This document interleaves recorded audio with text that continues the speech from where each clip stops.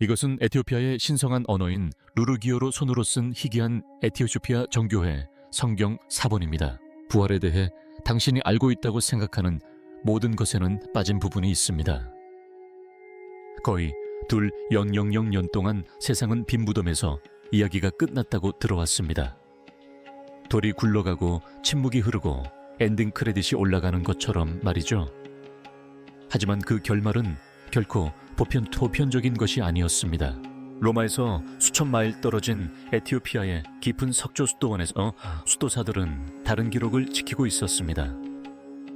66권이 아닌 81권으로 이루어진 고대 성경 서양에서는 결코 읽지 못했고 설교된 적도 없는 그 기록 말입니다. 잊어진 그 책 속에는 예수님의 부활 이후에 일어난 일만을 묘사하는 것이 아닌 부활에 관한 구절이 담겨 있습니다. 이 책은 무엇이 바뀌었는지 설명합니다. 죽음이나 천국뿐 아니라 신의 본질, 영혼의 목적, 그리고 인류가 진리, 절로 빨리 직접 접근할 수 있는 방식까지 말입니다. 이 말씀들은 공의회도, 수정도, 통제도 거치지 않고 지금까지 감춰져 있었습니다.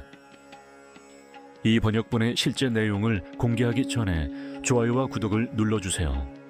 왜냐하면 어떤 사람들은 당신이 이런 지식을 듣는 것을 원하지 않기 때문입니다. 이야기를 다시 쓰는 81권의 책.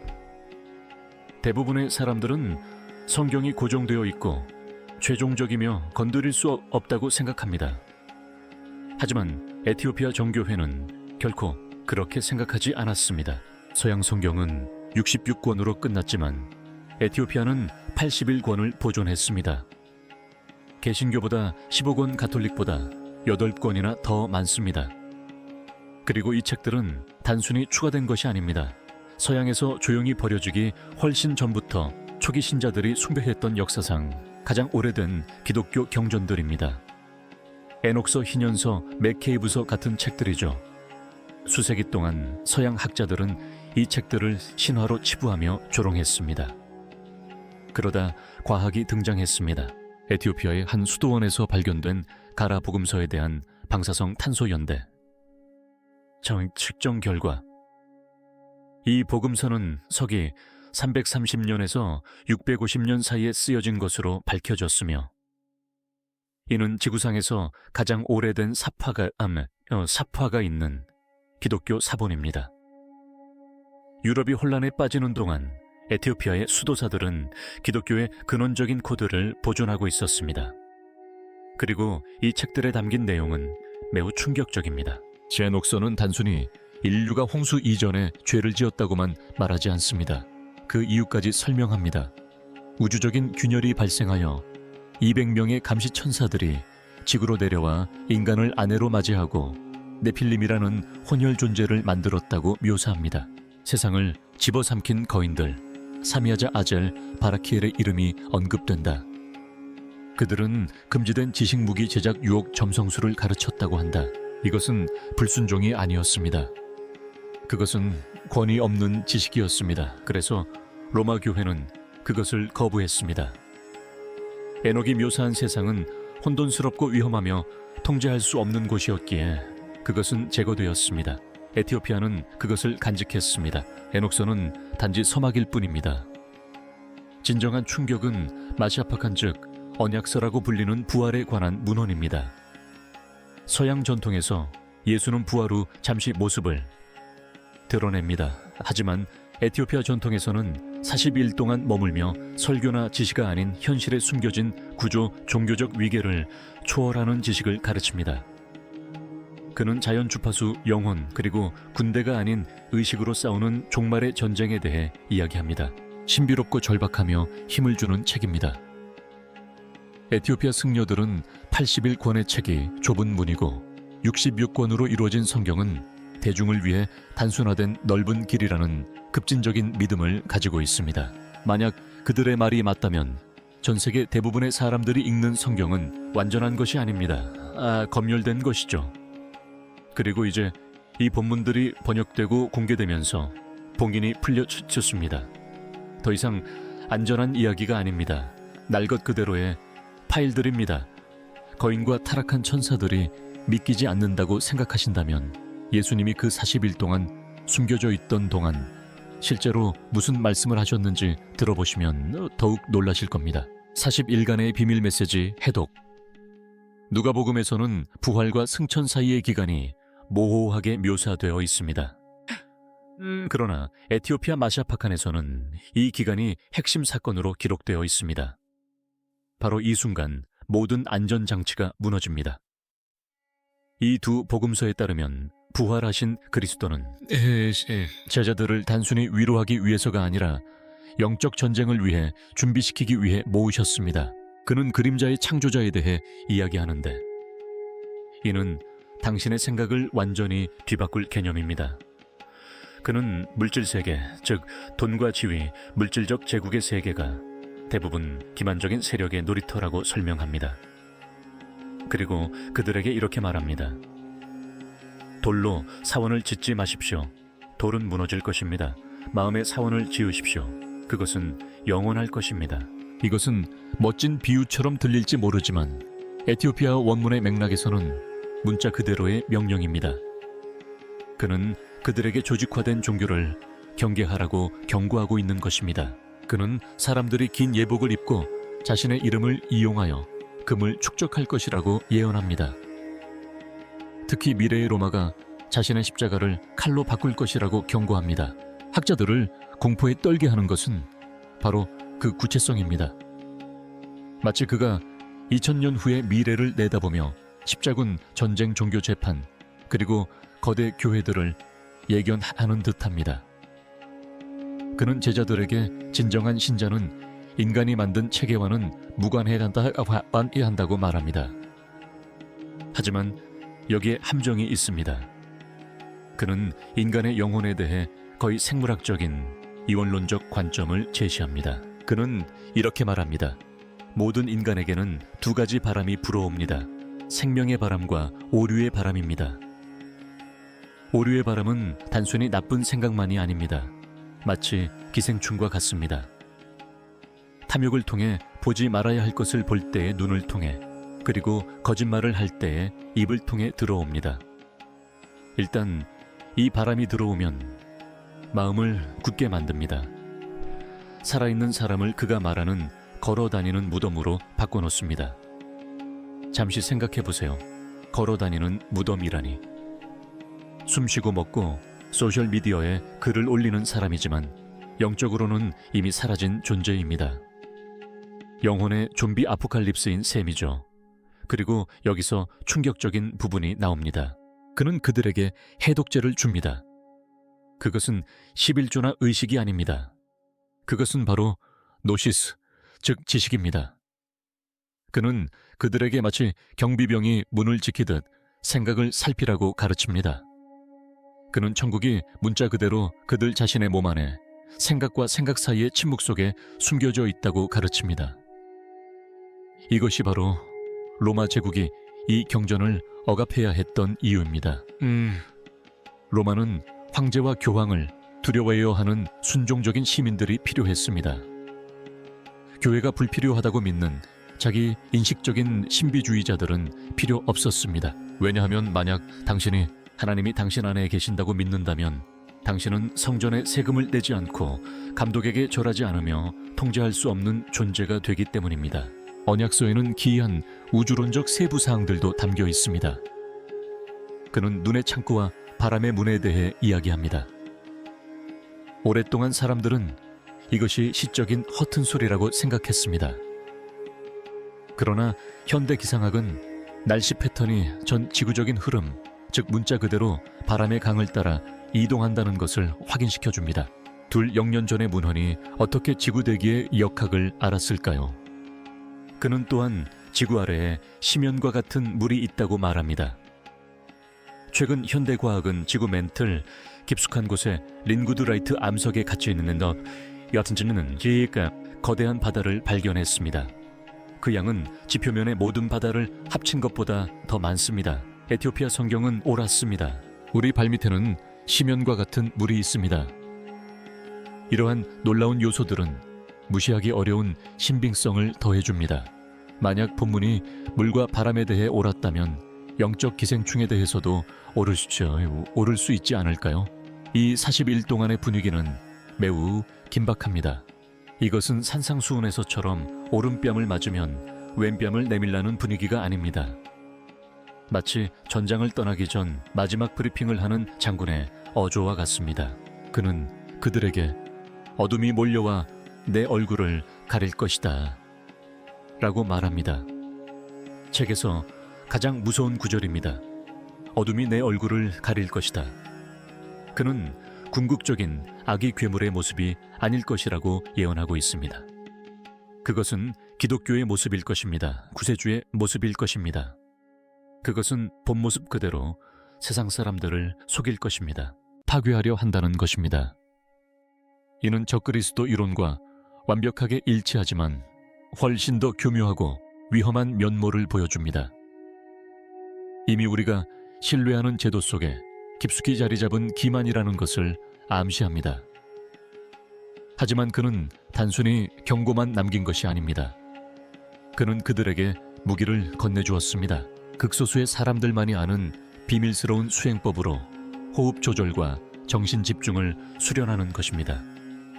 동양에서 발견되는 고급 명상 수행법과 수행수법과 유사하며 예수가 잃어버린 생애를 인도나 티베트에서 보냈다는 이 사설과도 연결됩니다.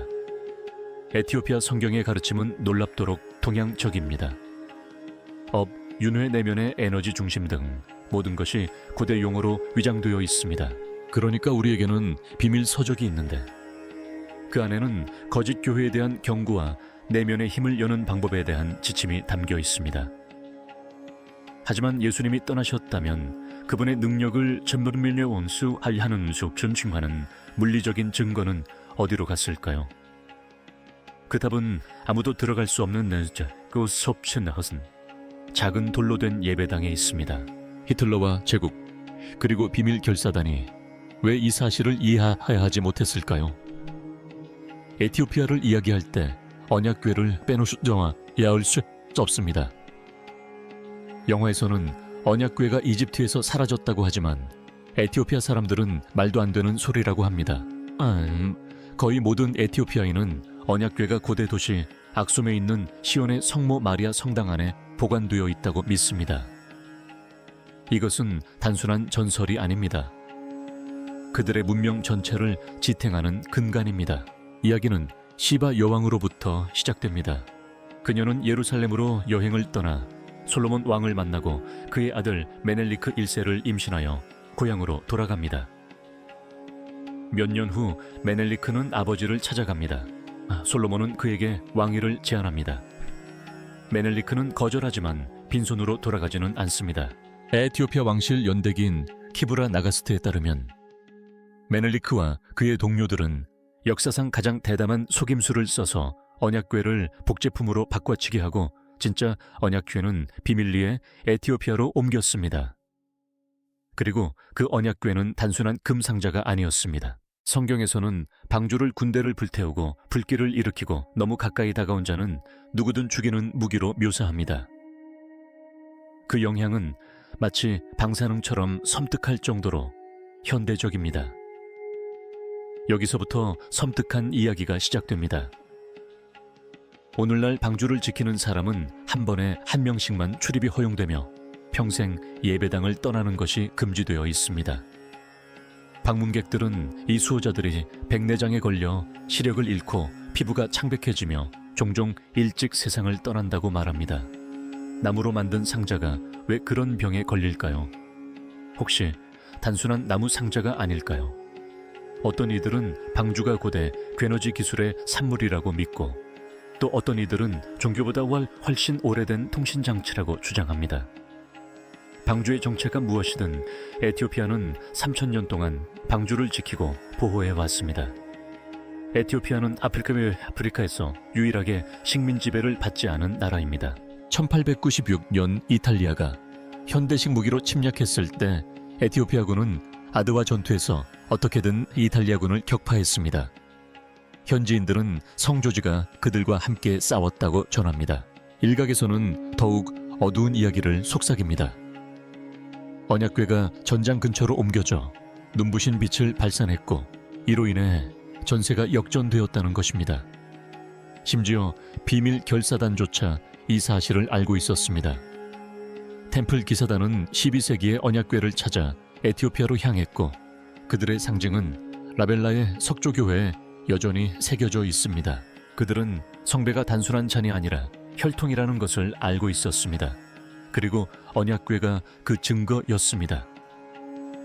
에티오피아의 황제들은 솔로몬 왕조를 통해 거의 3000년 동안 통치했으며 솔로몬과 다윗 왕조의 직계 후손이라고 주장했습니다. 즉 유럽에서 예수를 멀리 떨어진 신으로 숭배한 거에 한나고는 종숭자 에티오피아는 그의 친척들이 통치했다는 뜻입니다. 만약 언약궤가 실제하고 악숨에 있다면 성경은 로마를 가리키는 것이 아니라 아프리카의 한 조용한 마을을 가리킵니다. 그리고 이 미스터리는 더욱 깊습니다. 악숨 남쪽에는 교회가 지어진 것이 아니라 바위를 깎아 만든 것입니다. 현지인들은 낮에는 사람들이 작업하고 밤에는 천사들이 마무리를 한다고 말합니다. 1200년대에 레이저로 깎아 만든 듯한 교회들 라벨라에 오신 것을 환영합니다. 이곳은 고고학자들이 고개를 갸우뚱거리다가 결국 포기하게 만드는 곳입니다. 12세기에 라벨라 왕은 11개의 교회를 짓도록 명령했지만 벽돌을 쌓을 석공을 고용하는 대신 단단한 화산암을 직접 깎아내도록 했습니다. 우리는 동굴에 더해 이야기하는 게 아닙니다. 창문분 기둥 배수 시스템까지 모두 갖춘 거대하고 정교한 성당을 하나의 돌덩이에서 조각하는 것에 대해 이야기하는 겁니다. 마치 음각 조각과 같습니다. 건물 전체를 3차원으로 시각화한 다음 교회를 제외한 모든 부분을 제거해야 합니다. 단 하나의 실수 기둥 하나에 금이 가는 것만으로도 전체 프로젝트가 망가집니다. 돌을 다시 붙일 수는 없으니까요. 그리고 정말 놀라운 점은 이 모든 작업이 단 24년 만에 완료되었다는 것입니다. 현대 엔지니어들이 계산해 본 결과 손도구 끌 망치만으로 이 11개의 교회를 조각하려면 4만 명의 인부가 100년 이상 걸릴 것이고 잔해를 치우는 뒤야 자전을 치우는 데만도 수많은 트럭이 필요했을 것입니다. 그런데도 잔해의 흔적은 전혀 찾아볼 수 없습니다. 수백만 톤의 암석이 마치 마법처럼 사라진 것입니다. 이 지역의 전설은 정말 놀라운 이야기입니다. 수도사들은 낮에는 인간 노동자들이 고된 노동을 하지만 밤에는 천사들이 내려와 그 일을 이어간다고 합니다.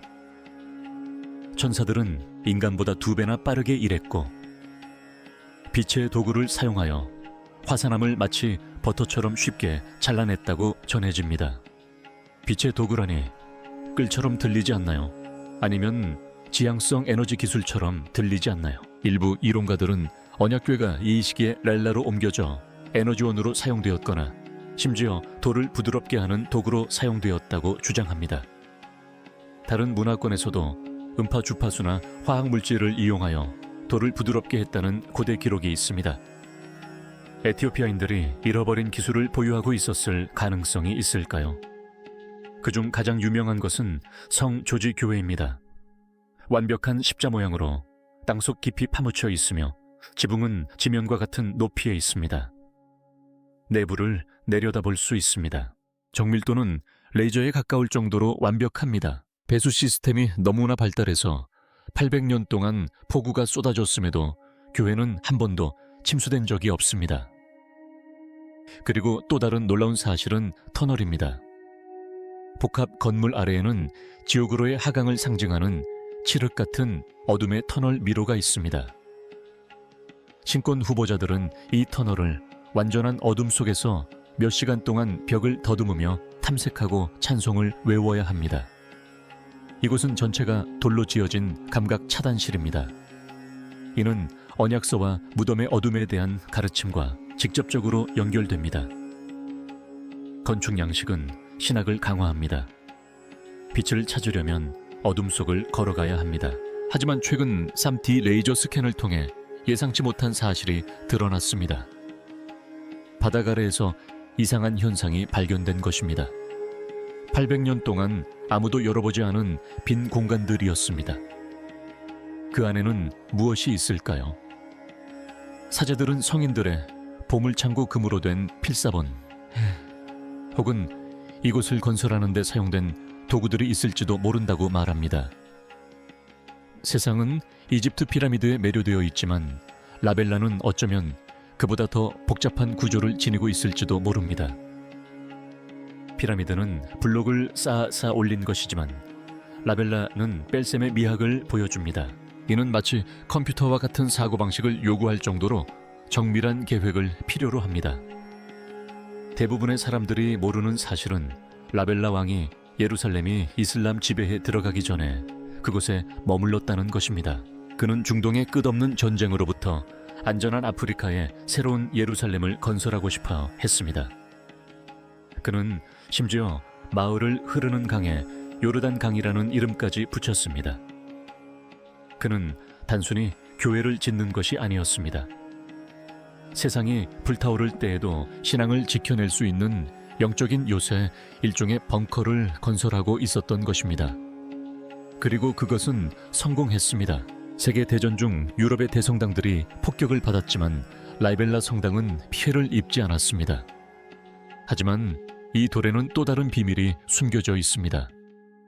벽에 새겨진 문양에는 다윗의 별 십자가, 그리고 나치에 의해 악용되기 훨씬 이전부터 태양의 상징이었던 만자가 포함되어 있습니다.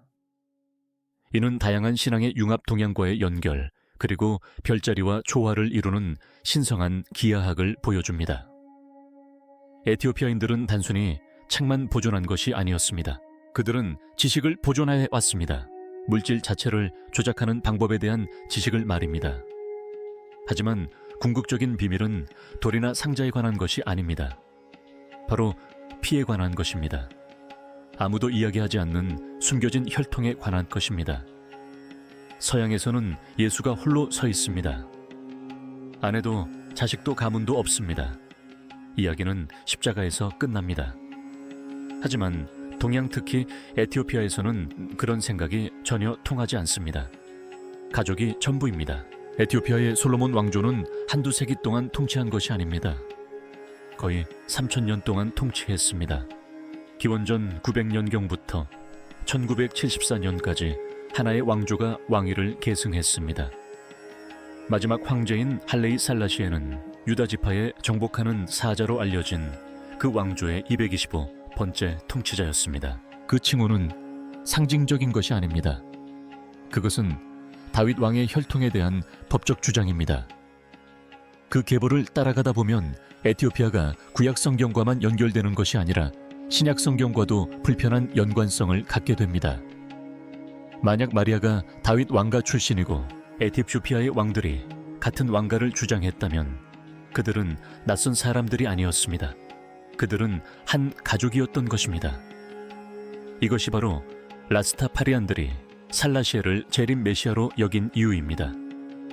요한계시록에는 유다의 사자가 언급되어 있는데 그들은 그 사자가 바로 그 사자라고 믿었습니다. 살라시에는 스스로를 신이라고 선언한 적은 없지만 조상의 혈통이 갖는 의미를 깊이 이해했습니다. 혈통은 중요합니다. 그리고 이제 과학이 그 해답을 제시합니다. 에티오피아인에 대한 유전자 연구는 레반트 지역, 즉 현대 이스라엘과 시리아에서 유래한 고대 DNA를 약 3,000년 전으로 거슬러 올라가게 합니다. 이는 실제 이주, 실제 사람들 예루살렘에서 에티오피아로의 실제 이동을 의미합니다. 전설은 전설이 아니었다는 것입니다. 이것이 바로 에티오피아 기독교가 다른 기독교와 다른 느낌을 주는 이유입니다. 그들은 유대 율법 식사 규정 8째 날, 할례, 토요일 안식일을 지켰습니다. 그들의 신앙은 옛것과 새것이 자연스럽게 융합된 형태입니다. 로마가 기독교를 재편하기 전의 모습이 어떠했을지 보여주는 듯합니다. 그들은 개종이 필요하지 않았습니다. 이미 내부자였기 때문입니다.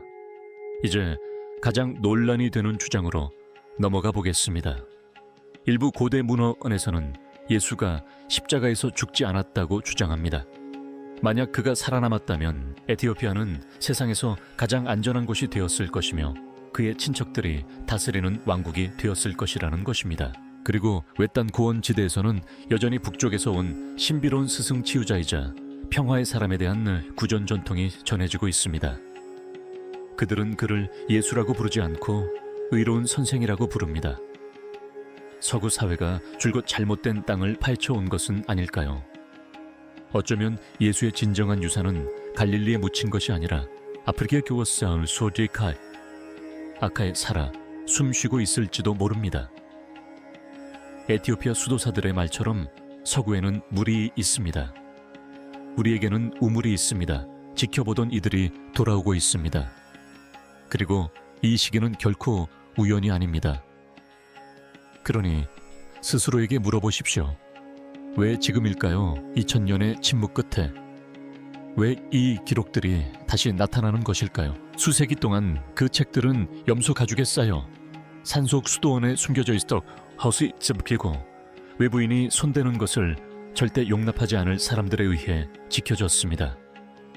곤충과 전쟁 제국의 침략을 견뎌냈고 완벽한 봉쇄 속에서 살아남았습니다. 그러다 갑자기 모든 것이 뒤집혔습니다. 불과 몇 년 사이에 이 책들이 온라인에서 폭발적인 인기를 얻게 된 것입니다. 무단 번역본은 학자들이 막을 새도 수도 어쩔 제도 없이 빠르게 퍼져나갑니다. 유튜브 알고리즘은 이를 수백만 명에게 노출시키죠. 그리고 여러분은 밈과 뉴스 영상사에서 언약서에 대한 이야기를 듣게 되는 겁니다. 이건 우연이 아닙니다. 가장 급진적인 해석에 따르면 이 텍스트들에는 인류를 위한 비상탈출 장치가 내장되어 있습니다. 역사상 아주 특정한 순간에만 작동하는 최후의 안전장치인 셈입니다. 이 텍스트들은 종말의 시대를 환상의 그물망으로 뒤덮인 시대로 묘사합니다. 원문으로 말하자면 초연결되어 있지만 가짜인 세상 입 없이 말하고 눈 없이 보는 세상입니다.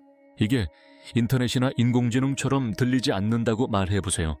이 이론은 소름 끼칩니다. 에티오피아 수도사들은 단순히 경전을 지킨 것이 아니었습니다. 그들은 디지털 시대의 비상탈출 매뉴얼을 지키고 있었던 것입니다. 예언에 따르면 인류가 거짓된 현실 속에 갇혀 있을 때 숨겨진 진실이 드러나 환상을 산산조각 내야 한다고 합니다. 그리고 주위를 둘러보세요. 아무도 정부를 믿지 않습니다. 아무도 언론을 믿지 않습니다. 그리고 조직화된 종교에 대한 믿음이 무너지고 있습니다. 사람들은 음식에 굶주린 것이 아닙니다. 의미에 굶주린 것입니다. 그들은 사제나 강단을 원하는 것이 아닙니다. 그들은 직접적인 지식을 원합니다. 그래서 이 책들이 불에 기름을 붓는 격이 된 것입니다. 이 책들은 수백만 명이 어린 시절부터 품어왔던 느낌, 즉 무언가가 빠져있다는 느낌 이야기가 편집되었다는 느낌, 주일학교에서 안전한 버전만 가르쳤다는 느낌을 확인시켜 줍니다. 논란이 될 만한 주장을 하나 제시하겠습니다. 니카 공의회는 단순히 성경을 단순화하기 위해 책들을 제거한 것이 아닙니다.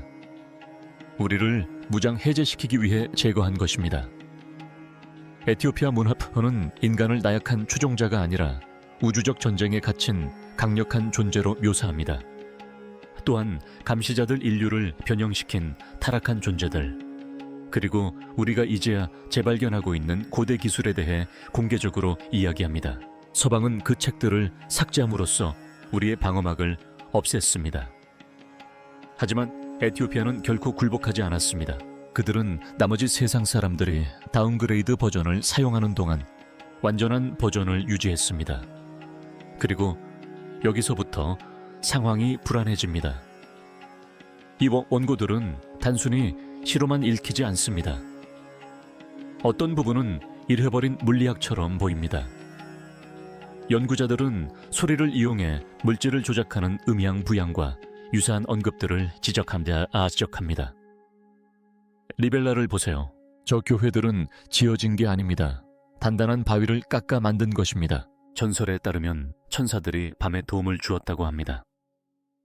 하지만 천사라는 단어가 단지 잊혀진 기술을 가리키는 고대의 표현이었다라면 어떨까요? 돌을 부드럽게 만드는 음파, 주파수 같은 것 말입니다. 만약 그렇다면 언약서는 단순히 영적인 것이 아니라 기술적인 것이 될 수도 있습니다. 피라미드 만화기계, 심지어 에티오피아가 실제한다고 주장하며 아솜의 삼엄하게 경비되고 있는 언약궤까지 설명할 수 있을지도 모릅니다. 만약 현재 번역본들이 이러한 체계들이 어떻게 작동했는지 밝혀낸다면 이것은 단순한 종교적 부흥이었다, 부흥이 아닙니다. 홍수 이전 시대의 과학이 회귀하는 것입니다. 자, 이제 여러분을 괴롭혀야 할 질문이 있습니다. 만약 황제들이 과거를 조종하기 위해 역사를 왜곡했다면 그들은 또 무엇을 숨기고 있을까요?